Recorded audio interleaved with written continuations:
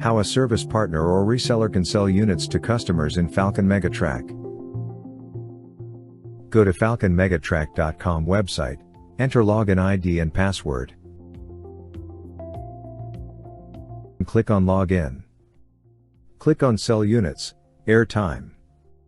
Select the customer from the drop-down menu, and enter the required number of units. Click on the Continue button. A confirmation message will appear. Click on Confirm to proceed with the transaction. The unit sale transaction has been completed successfully. To view the customer's current billing summary, click on the Billing Summary button. Here, you can view the customer's billing summary, including the units purchased and final balance. The units have been successfully added to the customer's account.